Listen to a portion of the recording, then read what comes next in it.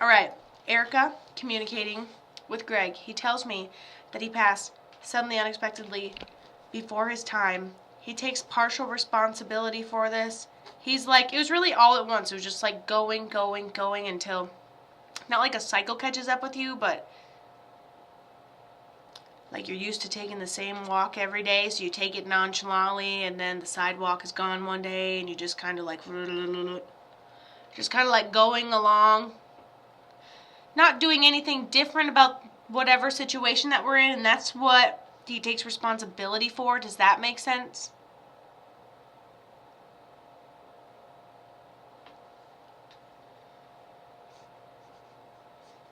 Yeah, he says one thing leads to another before his time. I'd say tragically, suddenly, unexpectedly, gone, and a partial responsibility for how he ended up passing. She said, yes, it does resonate. How did Greg end up passing? There is that partial responsibility for the, like, not moving out of the way, it almost feels like. Now I'm just waiting on.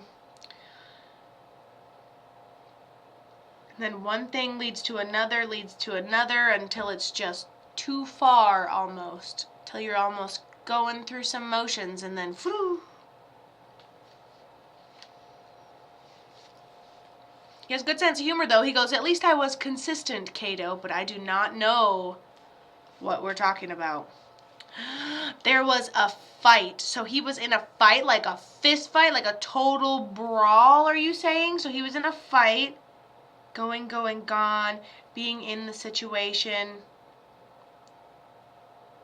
Why do I feel like I did this at some point, but maybe I didn't? Passes tragically, suddenly, unexpectedly. He goes, you bring a knife and I'll bring the gun, baby. And I'm like, you lost. I'm like, why are you... It's almost like we almost picked on someone. Someone was just vastly unprepared. There was a fight. Tell me what happened. There was a fight. Would his wife stab him? You gotta tell me now. So he talks about the partial responsibility that it happened tragically. One thing leads to another. Going, gone. Walked right off the end of it, nonchalantly, kind of numb. Remember how it's like, there's like, he's going, and then he just kind of falls through it. So him and his wife have a fight. Then what happens? Medical examiner said he took his own life, but I feel he was taken.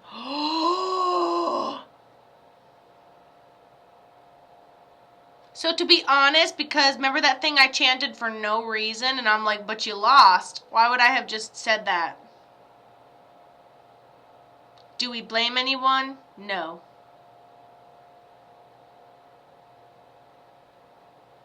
I feel like he was a regular, like, consumer of something, and maybe he had like a habit that was irritating that he was bringing to the mirrors that was causing tension. Tragically, unexpectedly, before, takes responsibility for the situation he puts himself in. One situation leads to another. You get the gun. I'll bring the knife and you get the gun, baby. What'd they say? How'd he say he died? Do we know? Self-harm how?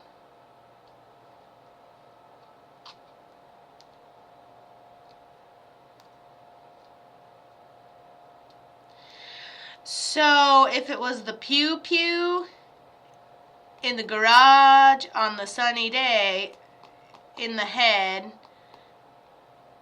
then I would say it was like, I wouldn't, in head, in basement. That's how it feels, like the cement area. You know what I'm saying? In head, in basement. Yeah, this is how I feel. So, and why would I say in the garage on a sunny day? Okay, in the basement, away from the sun. Okay, cool. Oh, 2 of my words were mixed up. At least I'm on it. I think it's do it! But I'm over here, so it doesn't count. severed his spinal cord. Yeah, I think that there was not direct involvement, but like a good argument, hot words that led to it, absolutely. And that's all I'll say on it. I love you. He's okay. He's at peace. He's glad he got his 2 cents. He is not blaming somebody. I think that once somebody is at their wit's end with an alcoholic or a drug addict, I'm not going to say that's anything that he suffered from. I'm just saying, like, I can understand being at your wit's end, the exchange of words, and not the fact that it actually did it, but it doesn't help in a mental health crisis when somebody doesn't, when someone else is also heightened and doesn't truly love you in that moment. Harsh words can be exchanged and actions can get volatile. So I don't think she had the gun, but we all have the words, right? You bring the knife and I'll bring the gun, baby. That's what he says.